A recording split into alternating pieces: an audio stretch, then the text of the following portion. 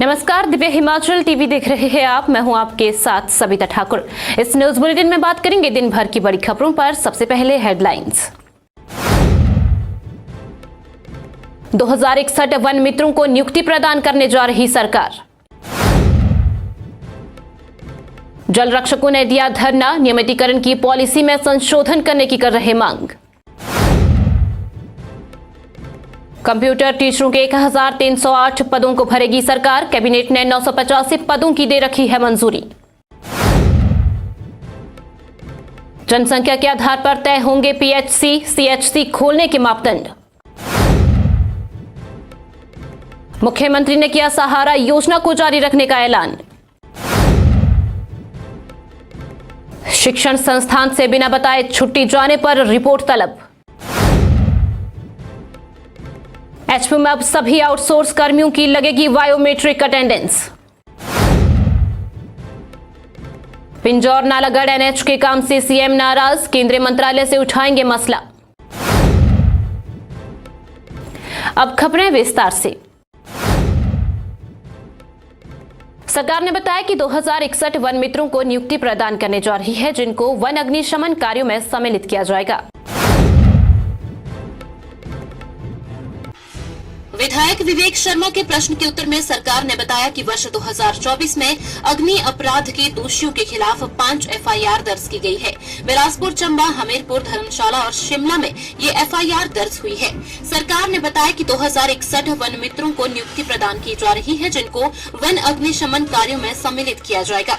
जो कार्य वनों को आग से बचाने के लिए किए जा रहे हैं, उनमें भारतीय वन सर्वेक्षण द्वारा अग्नि चेतावनी संदेश प्रणाली का सक्रिय उपयोग किया जा रहा है और पर्यावरण, वन एवं जलवायु परिवर्तन मंत्रालय के द्वारा नियंत्रण कक्ष से फायर अलर्ट प्राप्त कर रहा है। पिछले लंबे समय से जल शक्ति विभाग में कार्यरत जल रक्षकों ने विधानसभा के बाहर जोरदार धरना दिया और नारेबाजी भी की। पिछले लंबे समय से जल शक्ति विभाग में कार्यरत जल रक्षकों ने विधानसभा के बाहर जोरदार धरना दिया और नारेबाजी भी की। संघ ने इस दौरान चेतावनी दी कि सरकार जब तक उनकी मांगे नहीं मानेगी तब तक धरना जारी रहेगा। इस दौरान जल रक्षक संघ के प्रदेशाध्यक्ष रूपलाल ने बताया कि प्रदेश भर में 9000 के करीब जल रक्षक सेवाएं दे रहे हैं। उन्होंने बताया कि प्रदेश सरकार ने मात्र 300 रूपए वेतन बढ़ाया है। उन्हें 5600 रूपए वेतन दिया जा रहा है, जिससे उन्हें आर्थिक परेशानियों का सामना करना पड़ रहा है। उन्होंने कहा कि 12 साल सेवाएं देने के बाद जल रक्षकों को अनुबंध पर लाया जाता है। इस अवधि को घटाकर 7 वर्ष किया जाना चाहिए। उन्हें पूर्ण रूप से जल शक्ति विभाग में शामिल किया जाना चाहिए। शिक्षा मंत्री रोहित ठाकुर ने कहा कि कंप्यूटर टीचरों की उनके लिए मांग थी कि एसएमसी की तर्ज पर एलडीआर कोटे में उन्हें विभागों में समायोजित किया जाए, जिस पर सरकार ने निर्णय लिया है।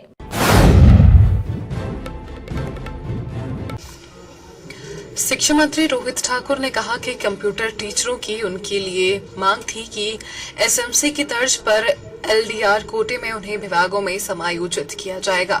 सरकार ने यह निर्णय ले लिया है। विधायक सुधीर शर्मा के सवाल के उत्तर में शिक्षा मंत्री ने कहा कि सरकार की मंशा है कि आउटसोर्स आधार पर रखे गए इन अध्यापकों को विभाग में लाया जाए, लिहाजा इनको एलडीआर कोटे के तहत अवसर दिया जा रहा है। कैबिनेट ने 985 पदों की स्वीकृति दी है, जिसके बाद शेष पदों को भी जल्द समाहित कर दिया जाएगा। उन्होंने बताया कि प्रवक्ता कंप्यूटर साइंस की भर्ती के नियमों में 5 वर्षों के शिक्षण अनुभव की शर्त रखी गई है। इस शर्त को हटाने बारे कोई भी प्रस्ताव सरकार के विचाराधीन नहीं है। हिमाचल प्रदेश में प्राथमिक स्वास्थ्य केंद्र व सामुदायिक स्वास्थ्य केंद्रों को खोलने के लिए मापदंडों में बदलाव किया जाएगा। प्रदेश की जनसंख्या के आधार को देखते हुए इसमें बदलाव के लिए सरकार विचार करेगी। हिमाचल प्रदेश में प्राथमिक स्वास्थ्य केंद्र व सामुदायिक स्वास्थ्य केंद्रों को खोलने के लिए मापदंडों में बदलाव किया जाएगा। प्रदेश की जनसंख्या के आधार को देखते हुए इसमें बदलाव के लिए सरकार विचार करेगी। यह बात स्वास्थ्य मंत्री डॉक्टर कर्नल धनीराम शांडिल ने विधायक हंसराज और सुखराम चौधरी के सवाल पर कही। स्वास्थ्य मंत्री ने कहा कि पहाड़ी क्षेत्रों में अभी तक 20,000 की आबादी पर पीएचसी या CHC खोला जाता है। वहीं मैदानी इलाकों में 30,000 की आबादी का मापदंड रखा गया है। इस पर विधायक हंसराज का कहना था कि सरकार इस मामले में दोहरे मापदंड अपना रही है। मुख्यमंत्री सुखविंदर सिंह सुक्खू ने ऐलान किया है कि पूर्व सरकार द्वारा चलाई गई सहारा योजना को सरकार जारी रखेगी। उन्होंने कहा कि यह एक बेहतरीन योजना है। मुख्यमंत्री सुखविंदर सिंह सुक्खू ने ऐलान किया है कि पूर्व सरकार द्वारा चलाई गई सहारा योजना को सरकार जारी रखेगी। उन्होंने कहा कि यह एक बेहतरीन योजना है और वर्तमान सरकार इसे बंद करने का कोई विचार नहीं रखती है। उन्होंने कहा कि बार बार विपक्ष यह बात बोल रहा है कि सहारा योजना को बंद कर दिया गया है, लेकिन इसमें सच्चाई नहीं है। उन्होंने कहा कि जिन लोगों को सहारा योजना के तहत पैसा नहीं मिला, उनको जल्द यह राशि जारी कर दी जाएगी। विधानसभा में विधायक सतपाल सिंह सत्ती के मूल प्रश्न और रणधीर शर्मा, जनकराज, जयराम ठाकुर के अनुपूरक सवालों पर हस्तक्षेप करते हुए मुख्यमंत्री सुखविंदर सिंह सुक्खू ने कहा कि इस योजना से किसी को भी बाहर नहीं रखा जाएगा। जो भी जरूरतमंद होंगे उनको सरकार सहारा देगी। प्रदेश के स्कूलों और कॉलेजों में ऐसे कर्मचारी जो लंबे समय से बिना सूचना दिए अनुपस्थित है या छुट्टी पर है, उनकी रिपोर्ट तलब की गई है। प्रदेश के स्कूलों और कॉलेजों में ऐसे कर्मचारी जो लंबे समय से बिना सूचना दिए अनुपस्थित हैं या छुट्टी पर हैं, उनकी रिपोर्ट तलब की गई है। उच्च शिक्षा निदेशालय की ओर से ऐसे कर्मचारियों का डाटा 2 दिनों के भीतर संबंधित कॉलेजों और स्कूलों से मांगा जा रहा है। दरअसल लंबे समय से शिक्षा विभाग को इसकी शिकायतें मिल रही थी। ऐसे में उच्च शिक्षा निदेशालय के निदेशक डॉक्टर अमरजीत शर्मा की ओर से निर्देश जारी किए गए हैं। इसमें कोताही बरतने पर कड़ी कार्रवाई की जाएगी। इससे पहले भी ऐसे ही आदेश जारी हो चुके हैं, जिसमें जानकारी मांगी गई थी कि यदि किन्हीं कर्मचारियों के खिलाफ FIR जैसे मामले जो अभी लंबित चले हैं और उनके बारे में विभागीय जांच भी चल रही है, इन मामलों की जानकारी भी उच्च शिक्षा निदेशालय को देनी होगी। बहुत सारे ऐसे कर्मचारी हैं जिन पर विभागीय मामलों की जांच चल रही है। हिमाचल प्रदेश विश्वविद्यालय में अब नए सत्र से कर्मचारियों की बायोमेट्रिक हाजिरी लगेगी। पहले चरण में इसमें आउटसोर्स कर्मचारी आएंगे, बाद में सभी नॉन टीचिंग स्टाफ पर फैसला लागू होगा। हिमाचल प्रदेश विश्वविद्यालय में अब नए सत्र से कर्मचारियों की बायोमेट्रिक हाजिरी लगेगी। पहले चरण में इसमें आउटसोर्स कर्मचारी आएंगे, बाद में सभी नॉन टीचिंग स्टाफ पर फैसला लागू होगा। HPU ने इसे लेकर अपनी स्थिति स्पष्ट कर दी है। HPU के कार्यकारी BC प्रोफेसर SP बंसल का कहना है कि पहले चरण में मशीनें लगाने का काम पूरा हो चुका है।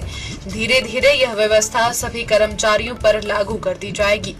गौर है कि हिमाचल प्रदेश विश्वविद्यालय में करीब 150 से ज्यादा कर्मचारी आउटसोर्स आधार पर सेवाएं देते हैं। इसमें कहा गया है कि आदेश न मानने पर कर्मचारियों को गैर हाजिर माना जाएगा तथा इसमें वेतन कटौती की व्यवस्था होगी।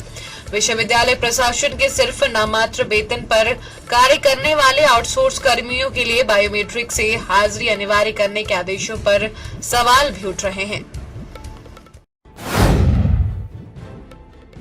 मुख्यमंत्री सुखविंदर सिंह सुक्खू ने माना कि पिंजौर से नालागढ़ तक चल रहा नेशनल हाईवे का काम धीमी गति से चल रहा है, जो कि सही नहीं है। मुख्यमंत्री सुखविंदर सिंह सुक्खू ने माना कि पिंजौर से नालागढ़ तक चल रहा नेशनल हाईवे का काम धीमी गति से चल रहा है, जो कि सही नहीं है। उन्होंने कहा कि यहाँ के उद्योगपति भी इससे काफी ज्यादा परेशान हैं। सीएम ने कहा कि वह इस मामले को नितिन गडकरी से पहले भी उठा चुके हैं और आने वाले समय में भी इस मामले को उठाएंगे ताकि यहाँ जल्दी से जल्दी काम हो सके। यहाँ नालागढ़ के विधायक हरदीप बाबा ने यह सवाल उठाया था। इस पर सीएम ने कहा कि इस नेशनल हाईवे से केंद्रीय मंत्रालय को सबसे ज्यादा आमदनी हो सकती है और इसी पर उनसे तेजी से काम नहीं हो रहा है। उन्होंने कहा कि अधिकारियों के साथ बात करके नेशनल हाईवे अथॉरिटी से इस पर जवाब मांगा जाएगा और तय किया जाएगा कि एक निश्चित समय अवधि में इस काम को पूरा किया जा सके। उन्होंने विधायक द्वारा वैकल्पिक मार्गों की व्यवस्था को लेकर उठाए गए सवाल पर कहा कि इस पर NN अथॉरिटी से बात करेंगे। बत्ती से नालागढ़ से पिंजौर बत्ती वाला काफी समय से अटका हुआ है और सारी इंडस्ट्री इससे परेशान है, इसमें कोई दो राय नहीं है। और मैं जब मुख्यमंत्री बना था उसके बाद भी मैंने में तेजी लाई थी, जो लैंड एक्विजिशन का पैसा था उसको हमने स्पीड अप करवाया था, लेकिन वहाँ जो काम है वो बहुत धीमी गति से चला था। और सबसे ज़्यादा रेवेन्यू NHI को अगर किसी रोड से आ सकता है तो वो बद्दी नालागढ़ वाला रोड है, पिंजौर वाला। हरियाणा से भी वो तेज स्पीड अप काम हो रहा है। तो मैं चाहूँगा कि इस मामले में मैं खुद मंत्री जी से भी बात करूँगा और मैं खुद इसकी बैठक करके माननीय सदस्य को भी बुलाऊंगा, दोनों विधायक दोनों को सदस्यों को बुलाऊंगा और इस दृष्टि से हमारी सरकार आने वाले समय में एक टाइम बाउंड पीरियड फिक्स करेगी। चलते चलते में नजर डालेंगे कुछ अन्य खबरों पर। मलबे में फंसे लोगों को ढूंढेगी 35 लाख की मशीन। बिलासपुर जिला प्रशासन के सहयोग से गृह रक्षा विभाग को मिला लाइफ डिटेक्टर। गग्गल में एयरलाइंस एयर की फ्लाइट रद्द होने से सड़क मार्ग से शिमला गए मुख्यमंत्री, शिमला से नहीं आया विमान। पंजाब जाने वाली बसों पर कोई फैसला नहीं, पंजाब पुलिस से संपर्क में हिमाचल के अधिकारी।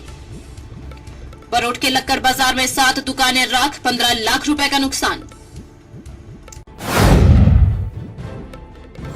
न्यूज बुलेटिन में बस इतना ही। देखते रहिए दिव्य हिमाचल टीवी।